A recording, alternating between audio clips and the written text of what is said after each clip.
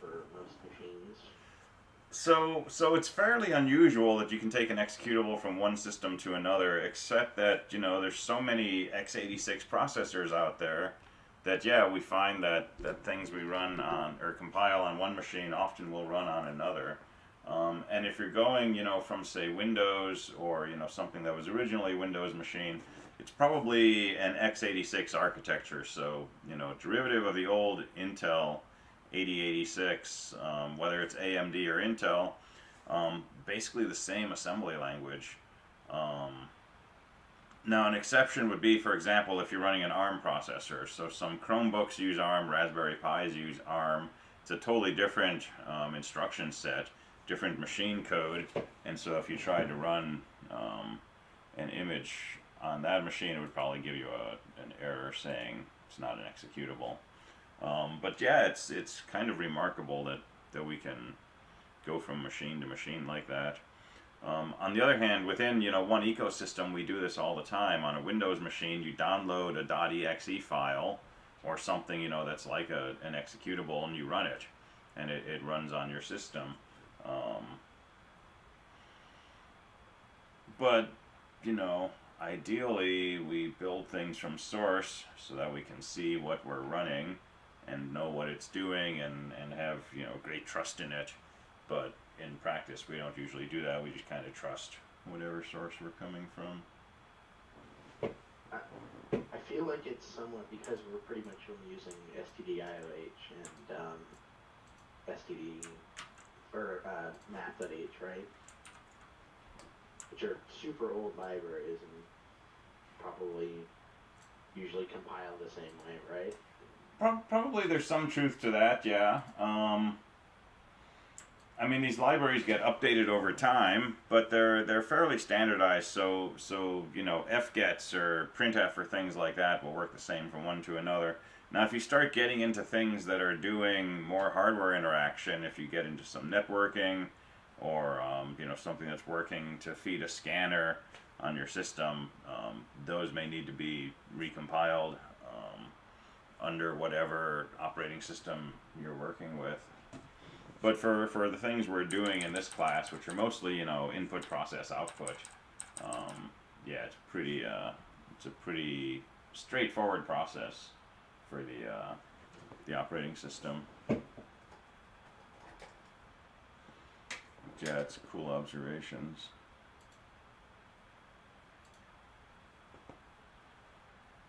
Any questions on the ODP? So I didn't give you a new ODP today. I'll probably give you one tomorrow. But any questions on the ODP you just finished, 415?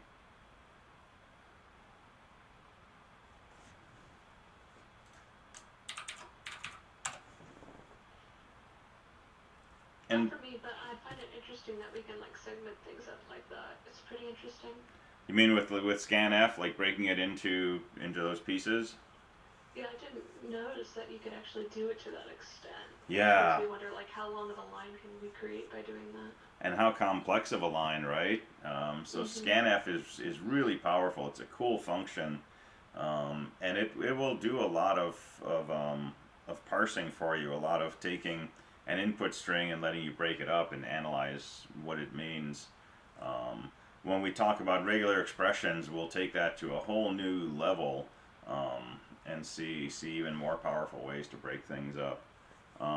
So you do not end this one with a %s. The README tells you explicitly how you should scan, which is with a %d, %c, %d. So some people noted in Discord, if you tried to do something, like 2 plus 2h, your function will return a 4. That's the correct behavior in this case, because the specification says scan exactly with this, and if that scan fails, return a -2. Otherwise, take those integers, do that operation. If the operation is not legal, return a -1. Otherwise, return the result of the operation.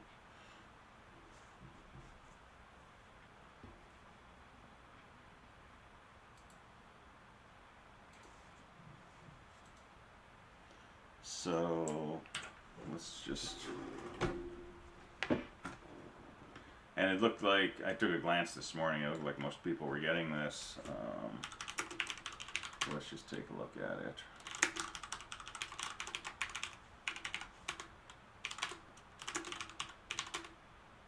So this is one way to do it with a switch statement. So there's our variables. There's the one parsing operation, right? The scan. If it doesn't return 3, something didn't match this pattern. That's an error. Otherwise, we switch on the operator, and you can return one of these things. Or if none of these cases match, the operator was not considered legal. And in that case, we can return -2. And go ahead. Can we go over switch a bit, because I used a lot of if statements instead. Mm-hmm. And it's basically the same thing behavior-wise. So a switch works like this.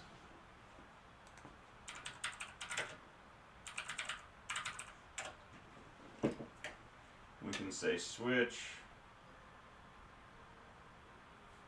and something like an integer. It doesn't actually have to be an integer. It could be a character, which is like a small int. But switch, and you specify some variable or value, curly bracket, and then you have a series of case statements. And so we can say case, something. And if this variable is equal to this, we will do whatever these statements are. And it will actually execute from here all the way to the end of the switch statement, unless you say break. And so usually we list the things we want to do in this case, and we end it with a break. And then we can list a second case and show some value and list the statements we want to do there, and probably end it with a break. And then we can also optionally list a default case, which will match if none of these other cases matched. And we can do what we want there. Now, I didn't need a break statement because I was returning, but if this was, like a print statement, print n1 plus n2, after that was finished, it would go ahead and it would do this, and this, and this, and this. Yeah, so missing those breaks will cause you some headaches. But this is really, usually these are executed with branches. Usually what happens is you create a branch table, and based on the value of this, you look up where you should jump to. Not you, but the CPU. So there's an address for this statement, this statement, this statement, this statement, and if this was equal to 2, it would jump to whatever address this statement was stored at, which means it will execute this, and it'll start executing successive statements after that. So you just throw in the word break, and that says get out of this whole pair of curly brackets, and then go on to the next statement after the switch. Functionally, it's exactly like just saying, if op equals plus, do this thing. If op equals minus, do that thing. But if you have a lot of things you're looking for, it's a little less typing, and it structures in a way that's maybe a little easier to read. And when we do Verilog in 250, there's switch statements in there.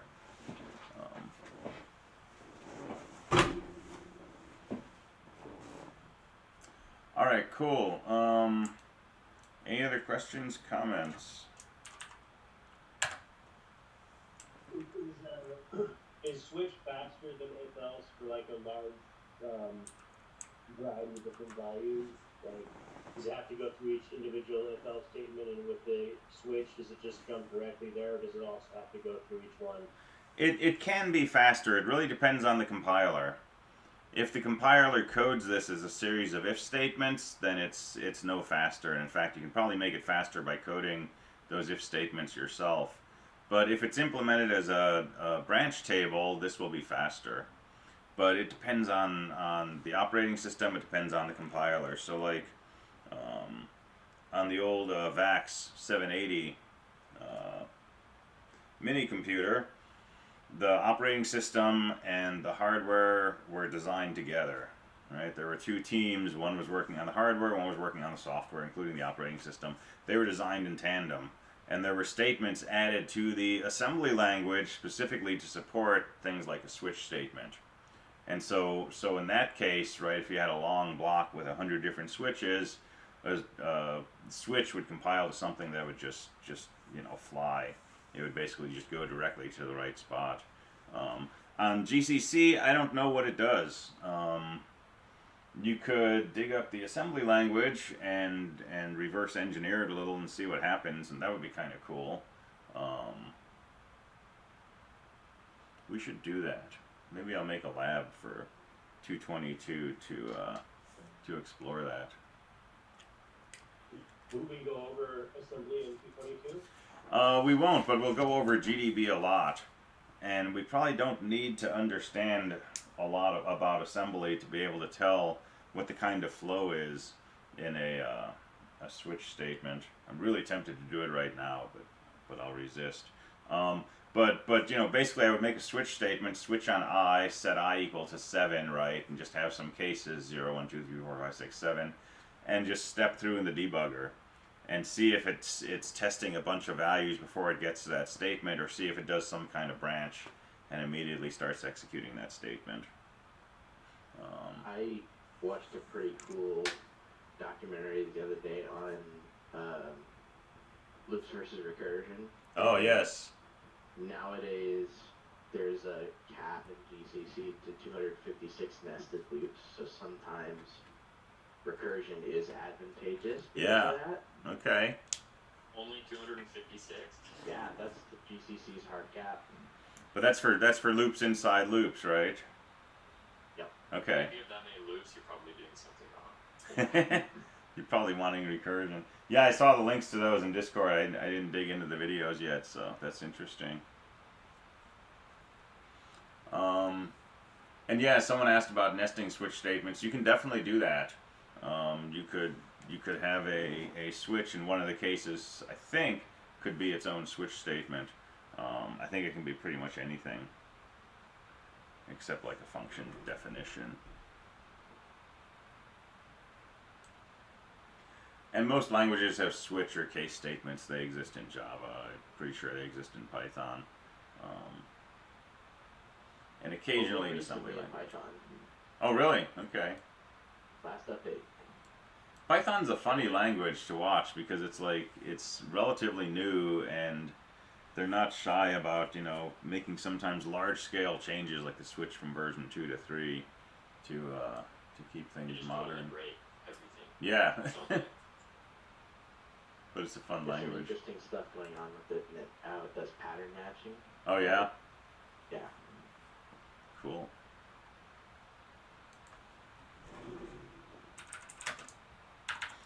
All right. Let's play around with char star star.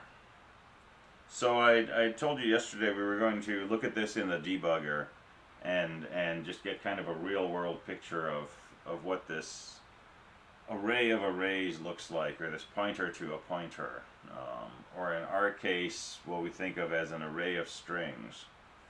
And so char star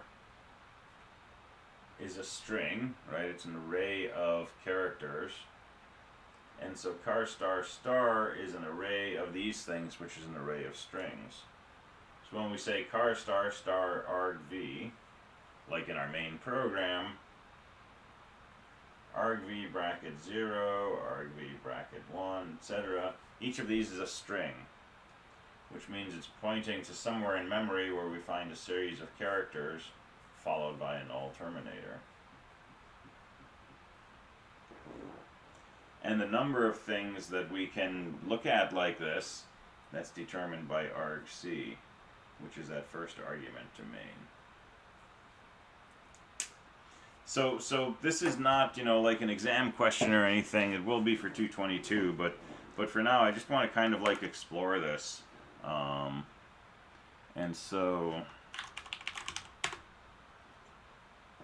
come on, wake up. Oh no. Am I locked out? Uh-oh. And it's Kali, so it might like self-destruct if I get it wrong too many times. All right, so I'm inside VirtualBox and I'm running an operating system called Kali, and it's a 32-bit operating system, and this is a lot easier to work with on a 32-bit system than a 64-bit system, because a 64-bit system, your addresses are, you know, 64 bits long. It's 16 hex characters. It's a lot of writing. So I'm just playing around with this thing, which is a simulated, you know, Pentium architecture. So I'm just going to write some junk code.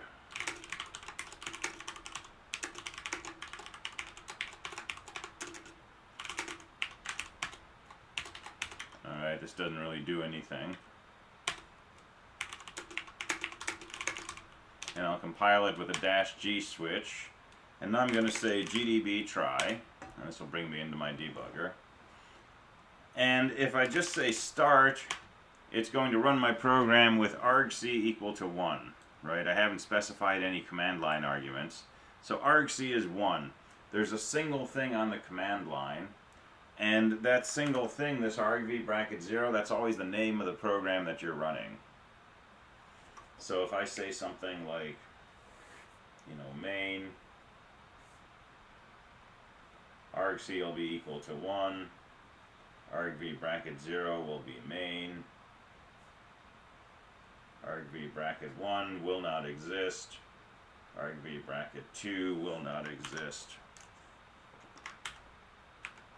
I can't switch windows like that. Alright, so if I run just main, argc is 1, saying you've got one command line argument, that's main. If I say main hello, argc will be 2. The first element will be main, the second argument will be hello, the third argument will not exist. Alright, so I should have an argv bracket 1 bracket 0 always, right? Because argc is always at least 1, and it should be the name of the program that I'm running. Well, argv is equal to this thing, this hexadecimal number. This is a memory address. And if I examine that location in memory, I find something that looks pretty similar, right? Now this is not the name of my program, right? argv is equal to this BFFFF930. And remember, let's see if I can figure out how to shift out of here. There we go. Remember, argv is a pointer to a char star, so argv itself should be a memory location. What I find in that memory location should be a char star, a pointer to a character. Alright, so argv is equal to this highlighted number. At that location I find this. This should be a pointer to a character. So if I examine that location, I find something which looks like ASCII. I see a 2F, a 6.8, a 6F, a 6D, followed by a 6.5, 2F, which is a slash, 6E, 6.9, and so on. So if I go back here and I say examine as a character, there's a slash home slash nick slash try and a null terminator. That's the name of the program that I'm executing. That's what argv bracket 0 is.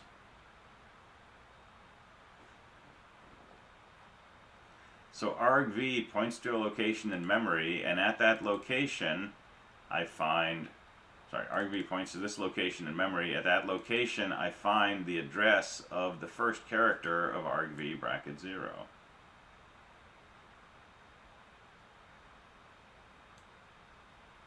Now if I go back to argv,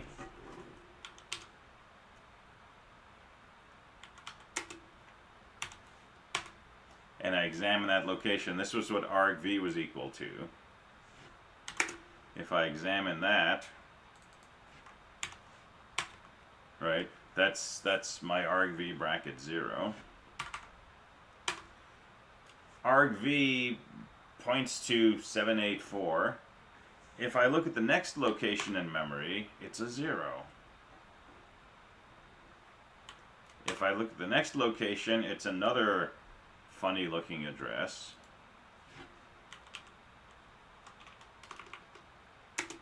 And if I look at that location, I see more stuff that looks like ASCII, with some null terminators thrown in. So if I read ASCII code. Yeah, you get to recognize it after a while. Things that start with like 4s or 6s or things around that are probably human readable. And if you look at binary, you'll see lots of things that are bigger than 7F, and that's a dead giveaway because ASCII is really 7 bits. Or if you see lots of zeros, that's a giveaway that it's binary. So if I examine this as a character, there's something readable in there. And so we can say examine, 300 characters starting at that location, and we've got human readable stuff. Shell equals /bin/bash null terminator. Session underscore manager equals local local slash etc etc. So there is stuff in memory around where argv is that's unrelated to our command line arguments.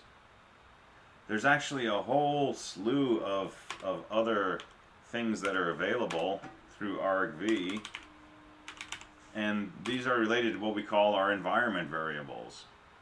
So if in bash I use the print env command, I can start seeing all these symbols that have been set up as part of bash. So my shell, the session manager, window ID, my language, authorization for socket connections, my current working directory, all of that stuff is stored in memory and is accessible near where argv is pointing.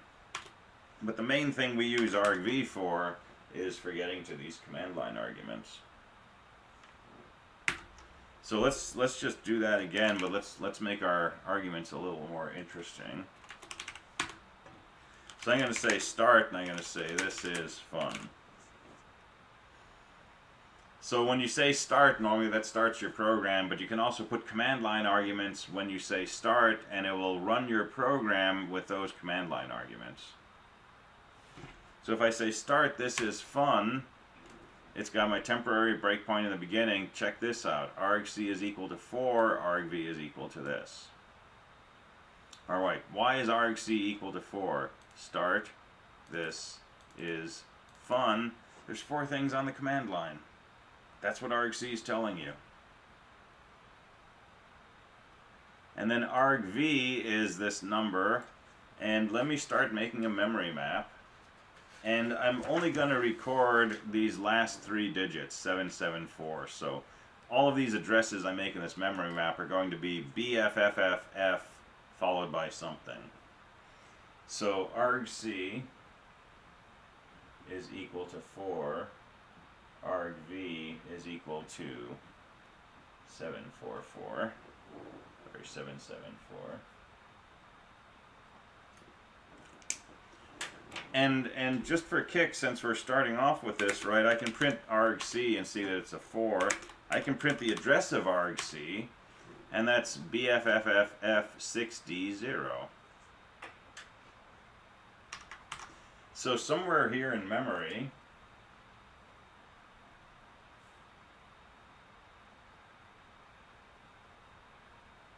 here at 60, that's where argc is stored, which has a value of 4.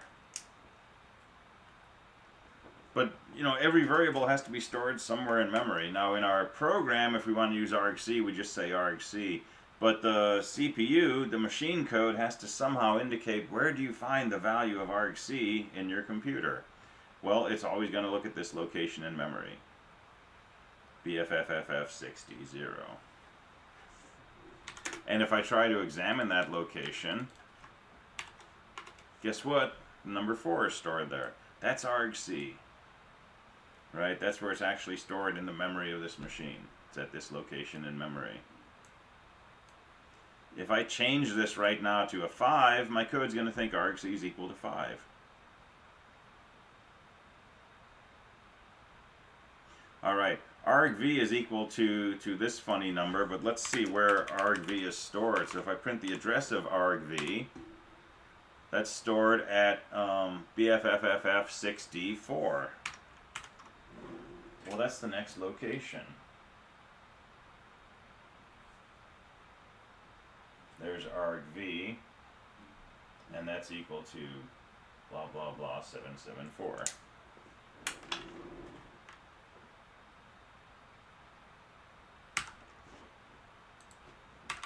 So if I look at 60, 0, that's argc. If I look at the next location, 64, that's argv, right? And argv is equal to 774, which is what we saw up here.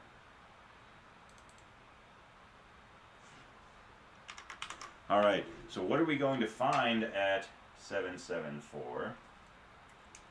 Let's take a look. So char star star is pointing to location in memory where the value is stored versus char star, which is a pointer to a variable. Sort of, yeah. Char star star is pointing to a location where a char star is stored.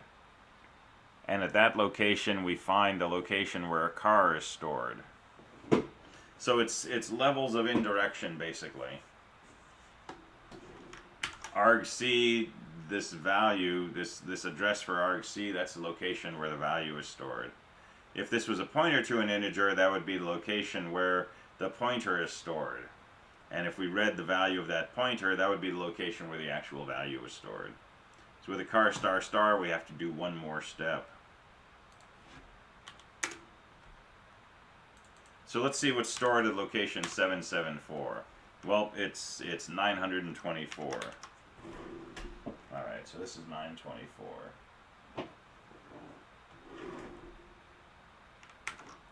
Let's see what's in the next location. It's 933. So this is location 778.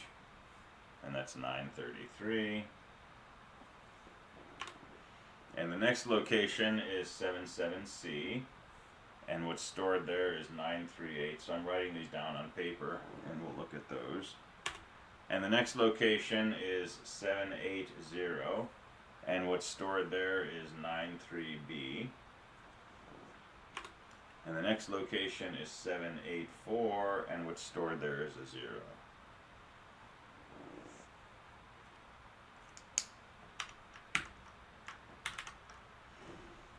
Alright, so here's what's in the memory of our machine right now.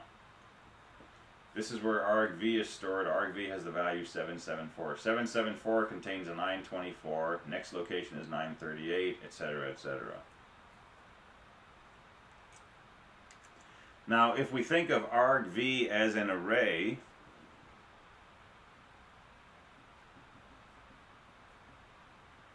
and don't worry about what it's an array of, but it's an array. It's defined as, you know, something star, right? argv is an array, which means the value of argv is a pointer to the first element of that array, which means this thing right here must be argv bracket 0. And the next locations in memory will be argv bracket 1, followed by argv bracket 2, followed by argv bracket 3. And since argc is 4, this is the entire array. There is no argv bracket 4, that would be a fifth element. So this thing, you know, is maybe a bit mysterious, but we would never look at this. We're only going to look at these 4 values. So argv points to here. That's the address, that's the value of argv bracket 0. The next location has 1, 2, 3. It's an array of numbers. But what those numbers represent are char stars. So each of these things is a pointer to a character. In other words, it's a memory address. So what do we find at location 924?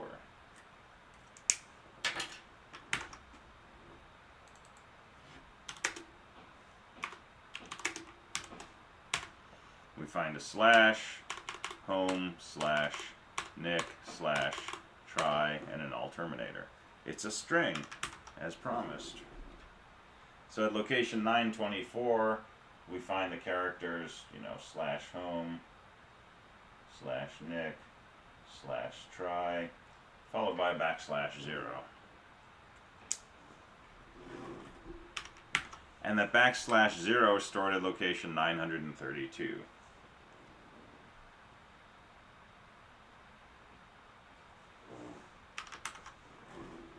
So these memory locations contain the characters associated with argv bracket 0. Well, this string ends at 932. Guess what happens at 933? That's where argv bracket 1 is.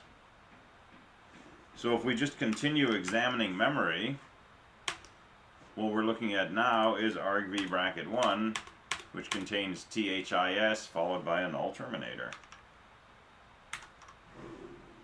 So this contains THIS followed by a null terminator, and it ended at 937.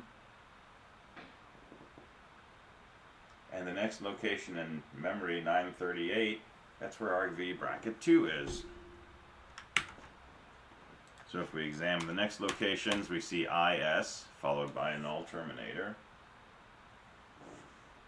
And then the next location, 93B, that's where argv bracket 3 is, and that contains the characters FUN followed by a null terminator.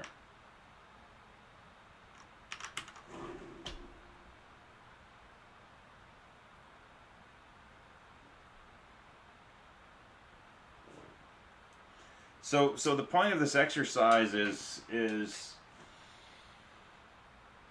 to look a little bit more at using GDB, right? But to show you that this char star star business can be made to make sense, right? It might be confusing, right? Keeping track what's pointing to what and so on, but there is a method to this, and the method is this is a array of things. And each of these things is a location in memory where we find an array of characters. Yeah, /home/nic/try is the full path to this program that we're running called try. Because I'm in my home directory /home/nic, and the program we were running was called try.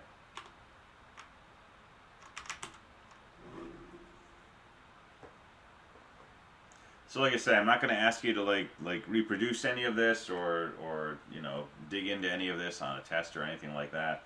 But be aware that GDB will let you get this intimate with the memory.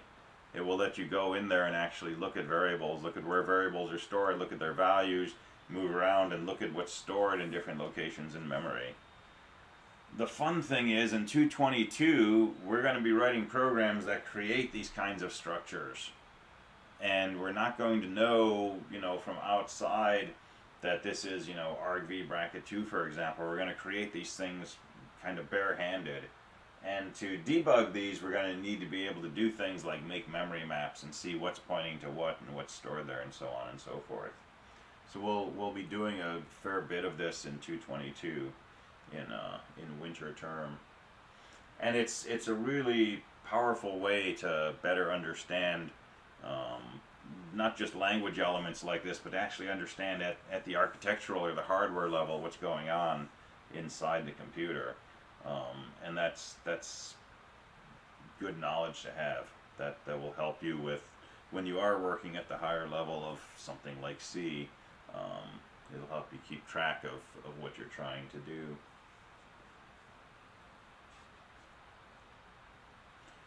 All right, so any other comments or questions about that? It's just odd that the memory locations aren't in sequential places. They kind of are, right? So argc is stored here, argv is stored here. I don't know what's going on, in between those. But our array is actually stored, each element of the array is stored in successive locations. And then each of these points somewhere in memory to a string, but those strings are actually packed one after another. So something else we could do. I guess the strings are different sizes, so yeah.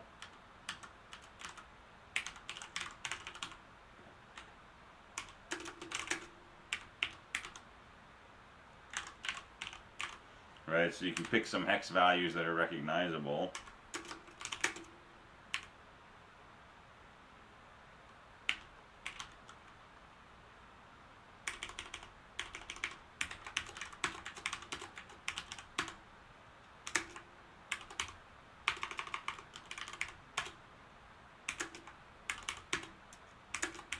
So I is stored at location 6D4, J is stored at 6D0, and K is stored at 6CC.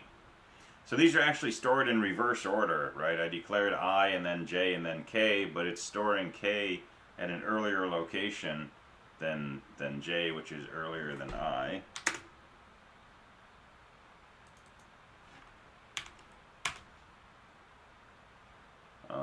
Let's see. Oh, but I haven't started my program.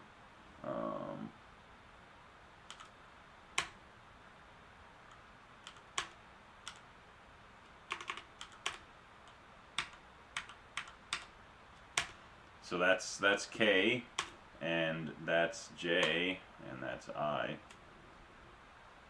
And so it will tend to pack things in memory as much as possible, but not always. So for example,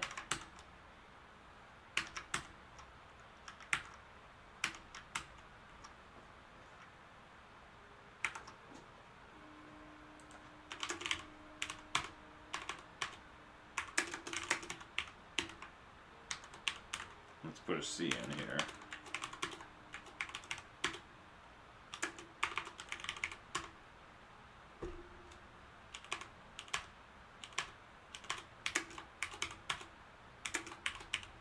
So I, J look in the same places, but K got moved down, and C got stored here at 6CC.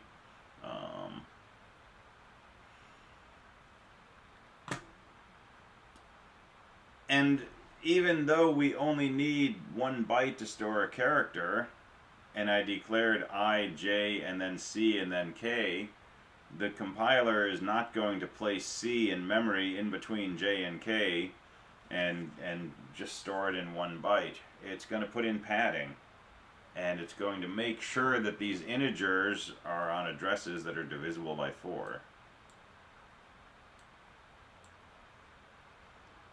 And the reason it does that is because of the hardware implementation of the memory subsystem. And if you know how memory works and you use things like double data rate memory and such, it's really inefficient to try to access a memory location whose address is not divisible by 4, or preferably divisible by 8. And the compiler and the linker know this. And so if you wanted to store 3 integers and a character, it might move the character after the integers, or it might do an integer, a character, and then waste 3 spaces in memory and then store the next integer. And so there's all kinds of magic that happens, particularly in the linker, for deciding where things get stored in memory. And it's based, largely on the hardware of the CPU that this is intended to run on, and on the operating system that's going to affect, how memory gets managed and so on. It's such a simple thing in some ways to simply ask where are my variables stored in memory, but it's a doorway to just a wealth of understanding about some very deep aspects of how all of this stuff works. And if you're inclined, right, spending a lot of time in GDB just exploring is a really great way to learn a lot of stuff that you'll pick up in other courses. You'll pick up some of it in this course, but you can really just kind of like dig deep into the system and learn all kinds of things.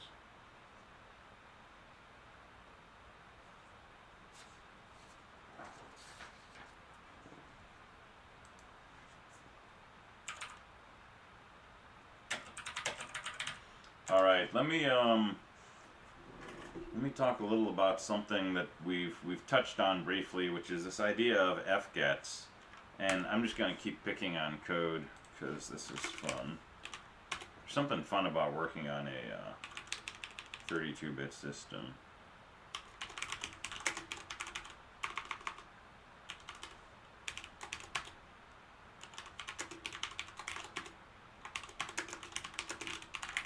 So I want to use fgets.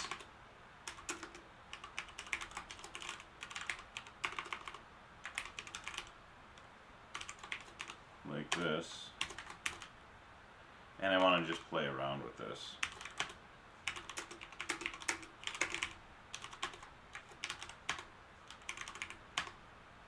So I'm going to run this, and I'm going to put in fgets, and I'm going to say hello.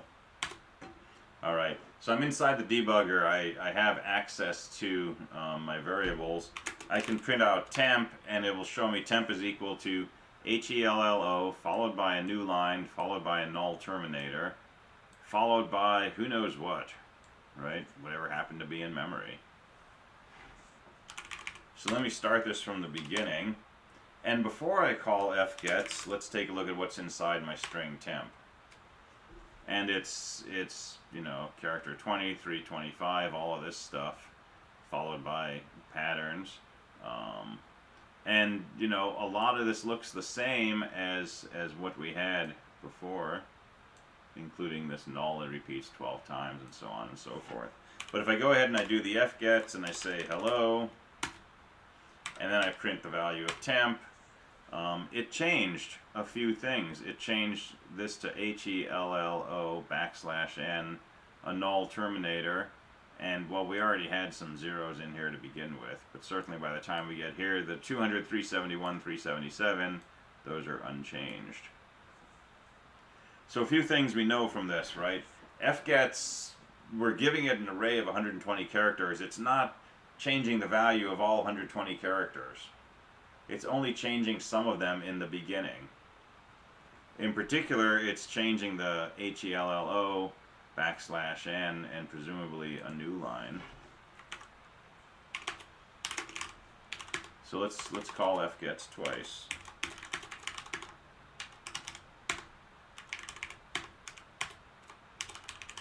So first time I'll say hello, and I'll print out the value of temp. And now I'm just going to say ABC, and I'll print out the value of temp. So when I said hello, my temp string became HELLO, a new line, and a null terminator. When I did fgets again and I typed ABC, now my string temp contains ABC, a new line, a null terminator, followed by a new line and a null terminator.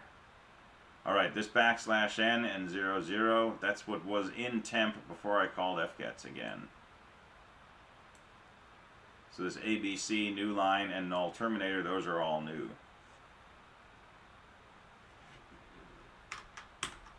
So what's the moral of this story? If I type ABC, I actually populate 5 characters in my array. 3 of them are being used to store A, B, and C. The 4th character is storing the new line that fgets always puts, and the 5th character is being used to store the null terminator. So if I just hit enter, how many characters do you think are going to be changed inside temp?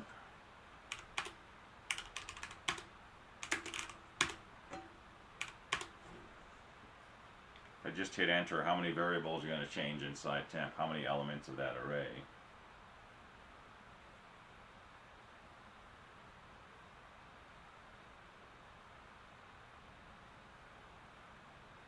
Zero, 1, 2, 3.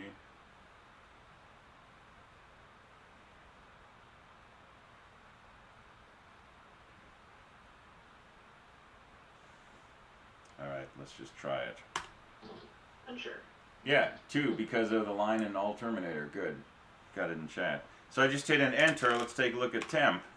Right? The first character is a new line. That's different. The second character is a null terminator. That's different. The third character is L, followed by L, followed by O. Those are unchanged.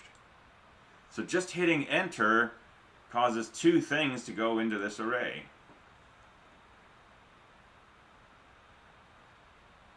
And that's useful to know. Because if I make my array too small, I can get into trouble. If I make my temp array only 1 character, I'm never going to be able to get anything.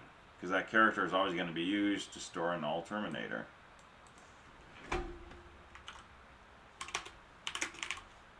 Well, let's try this.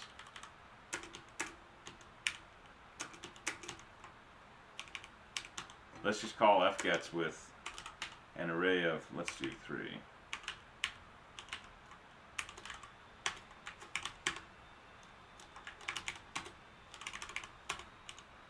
Alright, so you're going to do fgets, and I'm going to say A, B, C, D, E, F, G. And if I print the value of temp, what does it contain? It contains an A and a B followed by a null terminator. No new line, right? Because I didn't type AB followed by enter. I typed AB followed by C, D, E, F, G followed by enter. But if you tell fgets it can only read 3 characters, it's going to ingest 2 characters. It's going to use the 3rd character for the null terminator. So yeah, the null terminator is basically saying end of string. Whereas enter is how I'm telling fgets that's the end of my input. So that's kind of like end of line. Alright, so let's do the next call to fgets. And it didn't wait for me. Right? It just went ahead and did this call. And now if I print the value of temp, it contains a C followed by a D followed by a null terminator. That was the next 2 characters of input that we're waiting for fgets.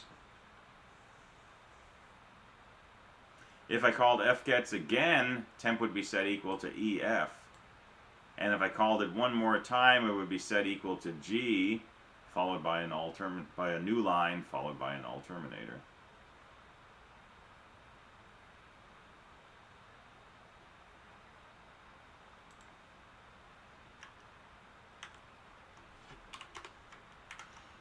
Alright, so quick little trick. Let's suppose I type, back to like a nice long string, 120 characters. I type ABC and I hit enter. My string will be equal to A, B, C, new line, null terminator. If I look at my string as an array, the null terminator is at index 4. The new line is at index 3. If I do a string length on here, string length will return 4. There's 4 characters before the null terminator. So if I wanted to find the index where this new line is stored, it would be something like temp bracket string length of temp -1. So if the string length of temp is 4 characters, I know the 4th character, whose index is 4 minus 1, 3, that's where the new line is. And so if you want to get rid of the new line after calling fgets, you could do something like this. And that'll take whatever the last character in your string is and replace it with a null terminator.